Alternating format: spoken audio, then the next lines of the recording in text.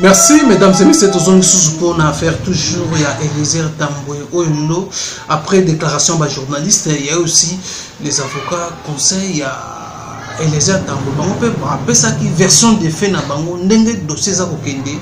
Bolanda maître Hervé Oyo Congolais debout na Georges Kapiamba ya Akaj ndenge bazo ko expliquer procès ndenge eza kokende. Dossier nde toujours ba dossier za vite. Eliezer a s'acharné contre Ngoïka Sanji. C'est Ngoïka qui s'acharne contre Eliezer Tambwe. La réalité des choses, de ces vite, Bolanda, les avocats, n'dengue pas ça pour expliquer. Procès n'dengue ça pour kende. N'dengue procès et commis. Procès moko, procès politique. Mesdames et messieurs de la presse, cher confrère Georges Kapiamba, merci pour les cadres qu'il nous est donné. Et en ce qui me concerne, de vous parler de la situation qui concerne notre client Eliezer Tambwe.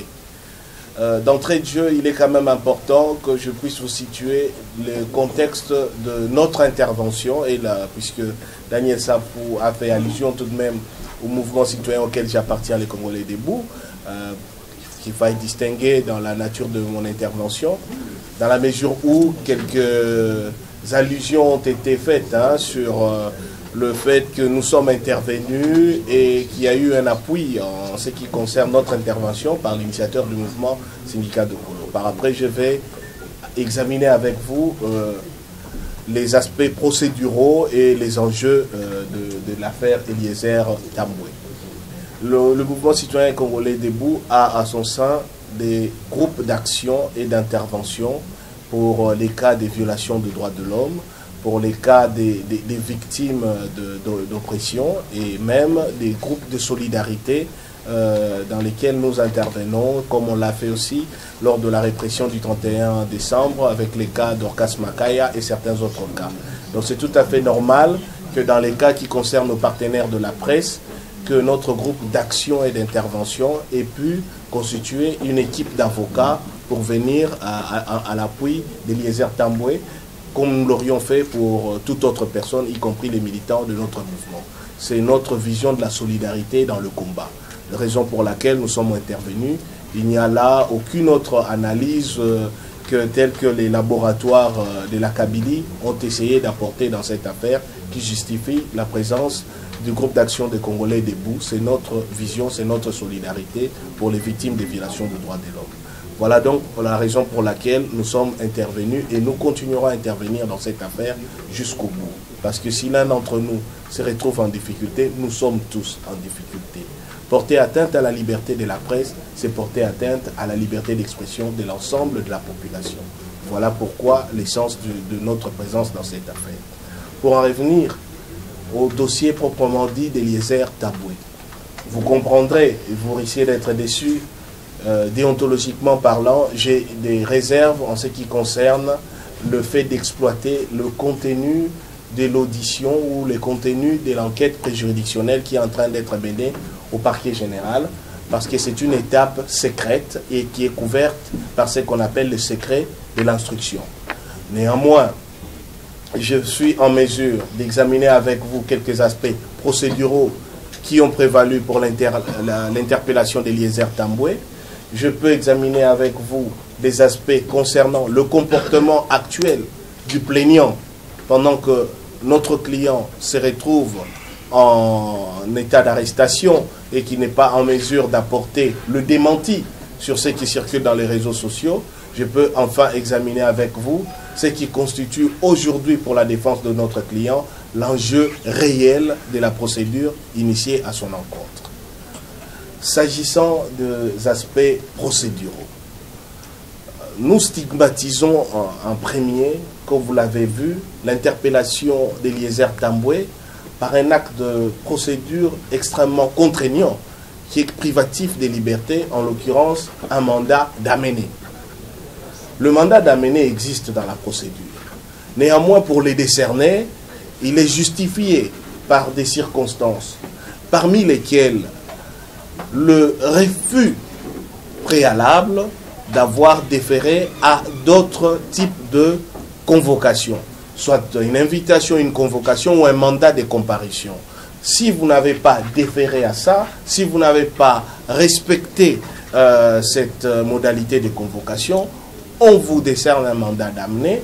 Les agents de la police judiciaire viennent se saisir de votre personne pour vous amener contre votre gré devant l'officier du ministère public. En ce qui concerne le cas d'Eliezer Tamboué, en aucun moment il n'y a eu d'acte d'invitation préalable. Automatiquement, on a décerné les mandats d'amener. Sa fuite n'était pas à craindre. Sa résidence n'était pas inconnue. La preuve que sa résidence n'était pas inconnue, à tout le moins sa résidence professionnelle, c'est qu'on est venu lui décerner le mandat d'amener sur son lieu de travail. Donc ce qui justifie a posteriori qu'on aurait pu aussi lui envoyer une invitation, une convocation ou un mandat de comparution sur les mêmes lieux. Ça n'aurait pas eu besoin de passer par un mécanisme de contrainte.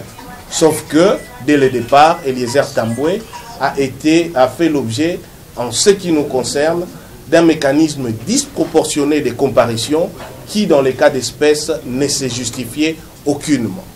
Quoi qu'il en soit, il est arrivé dans les locaux du parquet général. Je ne reviendrai plus sur ce que vous-même, dans les médias, vous avez signalé, mais je relève quand même cette pratique que les usagers des palais de justice et les professionnels de droit connaissent. C'est que plus les temps passent entre le moment où vous êtes amené à comparaître et le moment où vous êtes réellement auditionné jusqu'aux heures où on doit arrêter l'audition parce qu'il y a une circulaire du ministère de la Justice qui limite les temps où on peut continuer à procéder à des auditions dans les locaux du palais de justice. La logique est que on est amené à vous garder sur les lieux. Donc vous faites l'objet d'une mesure privative des libertés, puisque le mandat d'amener cesse de produire normalement ses effets dès lors que vous êtes amené devant l'autorité qui l'avait décerné.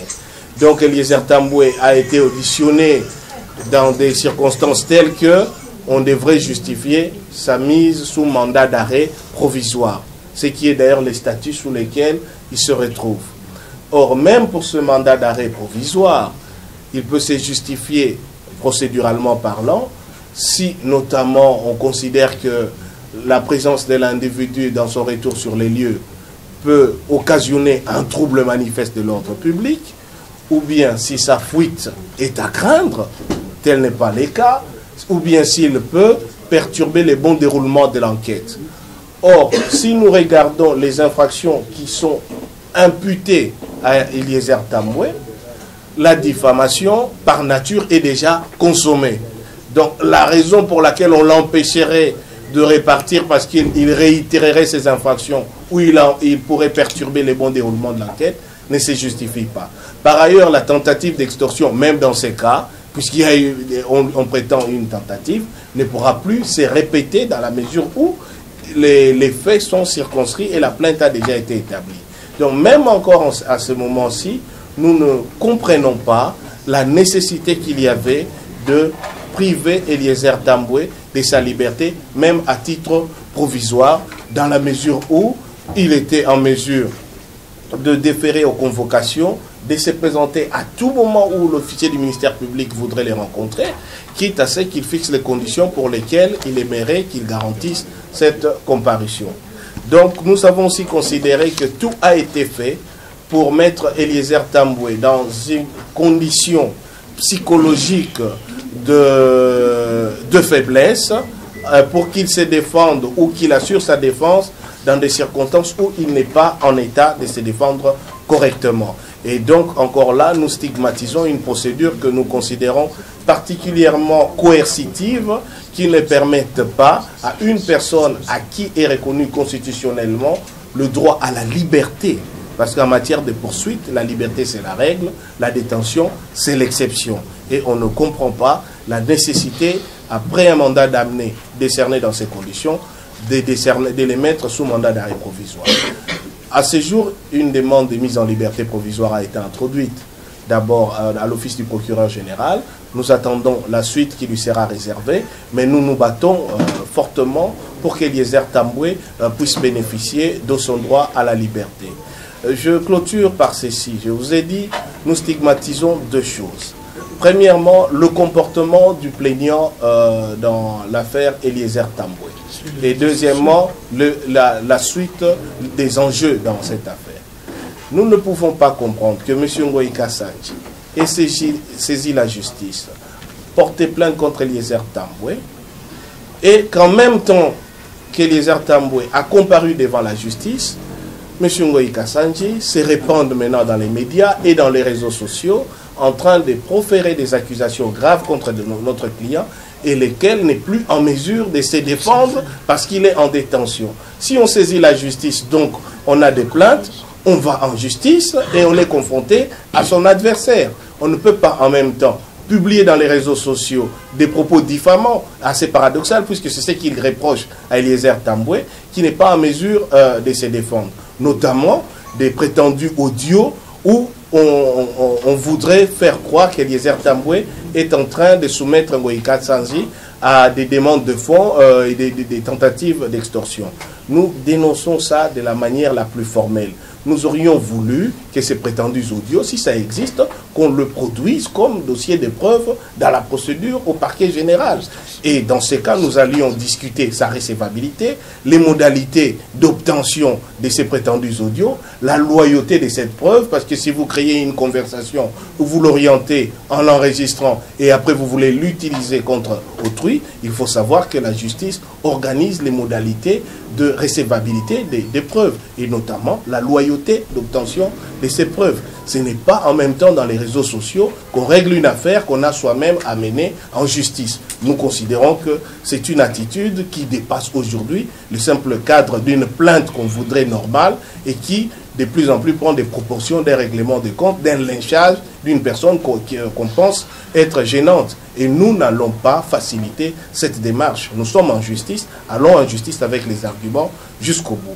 Merci. Et j'en termine sur cet élément, je vous prie de m'excuser, c'est important pour mon client aussi.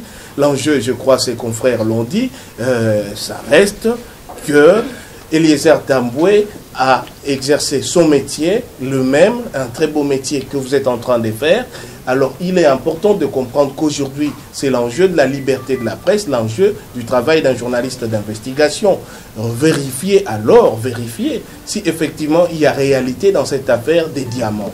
Réalité dans cette affaire, est-ce qu'il y a eu un jour effectivement une personne qui a trouvé un diamant de 35 carats, qui est venue ici à Kinshasa, qui a contacté une communauté des Anamongro, qui a traité cette affaire. Faites le travail que votre collègue avait commencé. Les journalistes, je commence d'abord au nom de l'Association congolaise pour l'accès à la justice, ACAJ, par saluer cette initiative louable que vous avez prise de pouvoir organiser ces points de presse à nos associants, qui est un moment fort pour que nous puissions lancer une mobilisation autour de notre frère Eliezer Tambwe, mais aussi autour de la défense de la liberté de presse et la liberté d'expression et d'opinion dans notre pays, qui sont devenues aujourd'hui des libertés à battre par le pouvoir.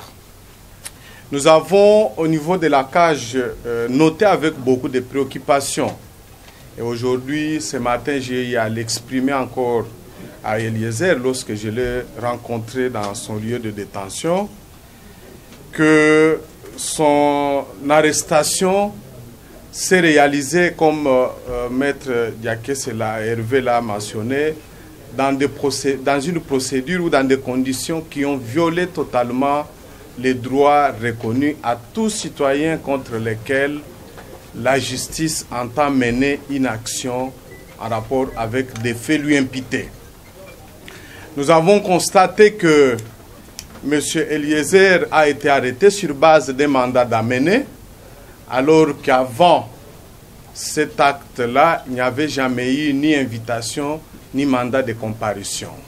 Même s'il est reconnu au magistrat la possibilité de décerner du coup un mandat d'amener, mais la loi est rigoureuse en cette matière et pose un certain nombre de conditions qui doivent être réunies avant que le magistrat soit autorisé ou justifie du coup le mandat d'amener. Donc nous considérons que dans l'état actuel des choses, le parquet général de Kinshasa-Gombe n'a pas respecter les droits fondamentaux reconnus à Eliezer. En décernant un mandat d'amener 10 coups, le parquet a violé les droits qui sont reconnus à Eliezer de recevoir d'abord un mandat de comparution, 2 mandats d'ailleurs, avant d'aboutir à ces mandats d'amener.